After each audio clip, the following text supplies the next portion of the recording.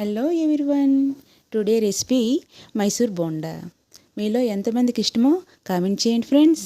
అలాగే ఈ వీడియోకి మొదటిగా ఫస్ట్ లైక్ చేయండి ఫ్రెండ్స్. రెసిపీలోకి వెళ్ళిపోదామా.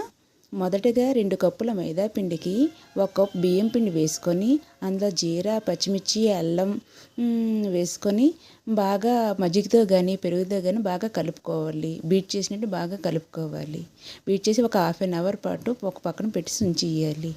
ఇందులో ఇంకో పక్క ఆయిల్ డీప్ ఫ్రై చేసుకొని అందులోనే వేసుకోవాలి. చూడండి ఫ్రెండ్స్, బాగా పైకి పొంగుతున్నట్టుగా కెరులుతున్నట్టు వస్తుంది చూసారా, అలా అవ్వాలి. అప్పుడు బాగా బీట్ అయినట్టు పిండి. అవి ఏమొచ్చి బాగా క్రిస్పీగా రెడ్ కలర్లో వచ్చినంత వరకు ఉంచి బయటికి తీసుకోవాలి. అయిపోయింది ఫ్రెండ్స్. ఇది పల్లీ చట్నీతో కానీ రెడ్ చట్నీతోని ఇంకేదైనా చట్నీతో తిన్నా బాగుంటుంది ఫ్రెండ్స్. ఒకసారి థ్యాంక్స్ ఫర్ వాచింగ్ ఈ వీడియో.